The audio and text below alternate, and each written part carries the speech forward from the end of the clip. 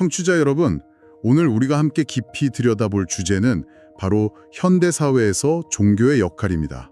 네, 그중에서도 개혁에 대한 이야기죠. 맞습니다. 여러분께서 공유해 주신 자료가 정말 흥미로운데요.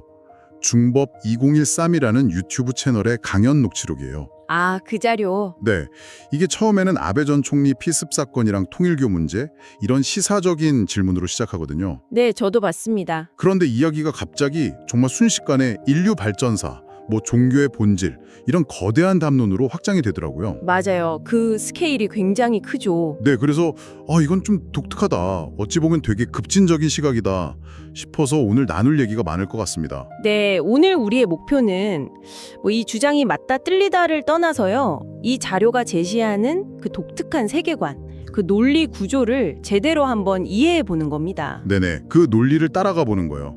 강연자가 우리가 그냥 일상적으로 쓰는 종교랑 신앙 이 두 단어 있잖아요. 그렇죠. 이걸 완전히 다른 개념으로 딱 분리를 해요. 그리고 그걸 바탕으로 왜 지금 이 시점에 종교의 근본적인 개혁이 필요한지를 설명하거든요. 아, 자신만의 어떤 역사관을 통해서요? 네, 바로 그겁니다. 처음 접하시면 조금 낯설 수도 있는데 그 논리를 차근차근 따라가다 보면 아, 현대 사회 문제를 이런 관점으로도 볼 수 있구나 하실 거예요. 좋습니다. 그럼 그 독특한 논리의 출발점부터 한번 따라가 보죠. 강연 시작이 참 인상 깊었어요. 어떤 부분이요? 현대 사회를 떠받치는 세 개의 기둥으로 국가, 그러니까 정치, 그리고 기업, 마지막으로 종교를 꼽더라고요. 네, 세 가지 축을 이야기하죠. 그리고 이 세 조직이 전부 2012년을 기점으로 성장을 멈췄다, 완성 단계에 이르렀다, 이렇게 선언을 하더군요. 그렇죠. 성장기가 끝났다고 표현하죠. 보통 조직이 완성됐다고 하면 되게 긍정적인 의미잖아요. 근데 이 강연에서는 왜 이걸 문제의 시작점으로 보는 걸까요? 좀 직관이랑 반대되는 느낌이라서요. 바로 그 지점이 이 강연 전체를 꿰뚫는 핵심 진단이라고 할 수 있습니다. 아, 해침 진단? 네, 강연자는 조직이라는 하드웨어는 이제 다 갖춰졌다고 봐요. 하드웨어. 네, 국가 조직도 그렇고 글로벌 기업들, 또 세계적인 종교 단체들 보면 겉으로 보기엔 더할 나위 없이 거대하고 체계적이잖아요. 그렇죠. 겉모습은 정말 완벽하죠. 하지만 정작 그 거대한 하드웨어를 올바르게 구동시킬 소프트웨어가 없다는 겁니다. 소프트웨어. 아, 그러니까 운용의 법칙이나 법도 같은 거요? 정확합니다. 최고 사양 컴퓨터를 완벽하게 조립은 다 해놨는데 정작 제일 중요한 운용체제, OS를 설치 안 한 상태, 딱 그 느낌이네요. 네, 바로 그 비유가 맞습니다.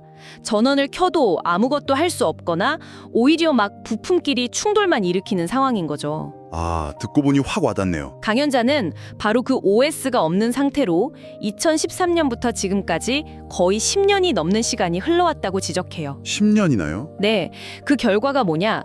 나라는 세워졌지만 정부는 국민을 이끌 법도가 없고 기업은 이윤만 줬다가 온갖 부작용을 낳고 종교 단체 역시 신도들을 바른 길로 이끌지 못하고 있다는 거죠. 그래서 조직을 만드는 성장기는 끝났고 이제는 이 완성된 조직을 올바르게 운용해야 할 시대인데 그 방법을 아무도 모르니 모든 분야에서 문제가 터져 나온다는 겁니다. 그렇군요.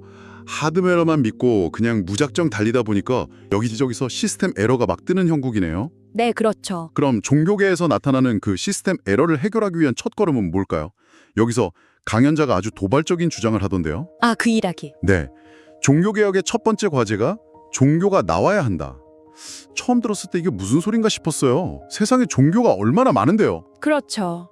그 말의 의미를 이해하려면 아까 잠깐 언급했던 신앙과 종교의 개념 분리를 먼저 알아야 합니다. 아, 그게 여기서 나오는군요. 네, 강연자는 우리가 지금까지 종교 활동이라고 믿어왔던 대부분의 행위들이 사실은 신앙의 범주에 속한다고 아주 잘라 말해요. 신앙이다. 여기서 신앙, 한자로 믿을 신에 우러를 앙자를 쓰는 이 신앙은요, 인간이 스스로 나약하고 부족하다고 느끼기 때문에 어떤 절대적인 존재, 즉 신에게 의지하고 매달리고 도와달라고 비는 행위, 그걸 뜻합니다. 아, 듣고 보니 확 와닿네요. 복권 당첨되게 해달라, 시험 잘 보게 해달라, 이런 건 이 관점에서는 명백히 신앙의 영역이겠네요. 맞습니다. 내가 약하니까 도와달라는 거니까요. 네. 그리고 이 신앙은 인류가 수천 년간 지식과 힘이 부족했던 시기를 거쳐오는데 꼭 필요했던 진화기의 활동이라고 봐요. 아, 과거에는 필요했다. 네, 이 강연의 독특한 프레임에 따르면 인류 발전의 한 30% 단계에 해당하는 비유하자면 초등학생 수준의 영적 활동이라는 거죠. 30% 초등학생 수준. 반면에 종교는 전혀 다른 의미를 부여합니다. 한자 풀이를 통해서요. 한자요? 네. 마르종자는 으뜸, 근본을 뜻하고 가르칠 교자는 말 그대로 가르침을 의미하잖아요. 그렇죠. 따라서 종교란 으뜸되는 가르침, 즉 우주와 인생의 근본 원리인 진리를 가르치고 배우는 행위라고 재정의하는 겁니다. 와, 개념이 완전히 다르네요. 신앙엔 비는 행위, 종교는 배우는 행위. 바로 그겁니다. 그리고 이 종교는 과학기술이 발달해서 엄청난 지식을 갖추게 된 현대 인류, 즉 발전의 70% 단계에 도달한 인류에게 필요한 대학원 과정에 해당한다고 설명해요. 70%요? 네. 여기서 아주 심각한 불균형이 발생했다는 게 이 강연자의 주장입니다. 어떤 불균형이죠? 인류 사회는 과학혁명 이후에 불과 한 70여 년 만에 40%의 폭발적인 성장을 더해서 70% 수준의 지식을 갖춘 성인이 됐는데 네. 우리의 영적 활동만큼은 여전히 30% 수준인 신앙, 즉 초등학생 수준에 머물러 있다는 겁니다. 아, 결국 지식 수준은 성인이 됐는데 정신적으로는 어린아이에 머물러 있는 이 불균형. 이게 바로 인간 단계에 갇혀 있는 모습이라는 거군요. 맞습니다. 이 강연에서 인간에서 사람으로 변해야 한다고도 하잖아요. 네. 그랬죠. 그 갭을 메워야 비로소 사람이 된다는 의미로도 볼 수 있죠. 70% 수준의 지성과 힘을 가진 존재가 30% 수준의 정신으로 행동하니까 뭐 사회적 문제가 생기는 건 어쩌면 당연한 결과겠네요. 바로 그 지정입니다. 강연자는 이제 인류가 신에게 무조건 도와달라고 빌 때가 아니라고 말해요. 신이란 무엇인가? 나는 누구인가? 우리는 어떻게 살아야 하는가? 그런 근본적인 질문들? 네, 그런 질문들을 스스로 공부하고 답을 찾아야 할 때라는 거죠. 그게 바로 종교 본연의 역할, 즉 진리 교육이라는 거고요. 아, 그래서 종교가 나와야 한다는 말이 이제 신앙의 시대를 끝내고 진짜 종교, 즉 진리 교육의 시대를 열어야 한다는 선언 같은 거였군요. 정확합니다. 그런 의미인 셈이죠. 알겠습니다. 신앙과 종교를 그렇게 명확하게 구분하고 나니까 왜 종교 개혁이 필요한지에 대한 논리가 분명해지네요. 그렇죠. 그런데 이 주장을 뒷받침하려고 강연자가 역사를 끌어오는데 여기서부터는 정말 기존 상식이랑 충돌하는 지점이 많았습니다. 바로 식민주의에 대한 해석이요. 네, 아마 청취자 여러분도 이 부분에서 가장 큰 충격을 받으실 수 있을 것 같아요. 저도 그랬거든요. 강연자는 과거 서구 열강의 침략, 그 식민지 건설을 문화 이전이라는 개념으로 재해석합니다. 문화 이전이요. 네, 문화나 문명도 일종의 에너지인데 한 곳에 오랫동안 쌓여서 질량이 높아지면 자연스럽게 질량이 낮은 곳으로 이동하려는 속성을 갖는다는 거예요. 뭐 물리학에서 에너지가 높은 곳에서 낮은 곳으로 흐르는 것처럼요? 네, 바로 그런 원리라고 설명을 하죠. 잠시만요. 그건 굉장히 논쟁적인 시각인데요. 문화 이전이라는 중립적인 단어로 식민주의를 설명해버리면 그 과정에서 있었던 수많은 폭력과 착취, 인권 유린의 역사를 정당화하거나 희석할 위험이 있지 않을까요? 아주 중요한 지적이십니다. 청취자분들도 이 지점에서 큰 의문을 가지실 것 같은데요. 이 강연의 논리는 이렇습니다. 이 현상을 어떤 도덕적인 선악의 관점으로 보는 게 아니에요. 선악이 아니다. 네, 에너지 보존 법칙 같은 일종의 자연 법칙으로 설명하려는 시도입니다. 즉, 영국이나 프랑스 같은 나라들의 팽창은 어떤 악의적인 정복욕 때문이 아니라 자신들이 축적한 그 고밀도의 문명 에너지를 다른 곳으로 이전하려는 자연스러운 움직임이었다고 보는 거죠. 그럼 그 과정에서 벌어진 무력 충돌은 어떻게 설명하나요? 그 무력 충돌은 이 문화 이전이라는 거대한 흐름에 피지배 민족이 저항했기 때문에 발생한 결과이지 침략 자체가 목적은 아니었다고 주장합니다. 물론 이 해석이 역사적 고통을 겪은 분들에게 어떻게 받아들여질지는 완전히 별개의 문제이고요. 어디까지나 이 자료의 독특한 관점이라는 점을 명확히 해야 합니다. 그러니까 원인과 결과를 완전히 다르게 보는 거군요.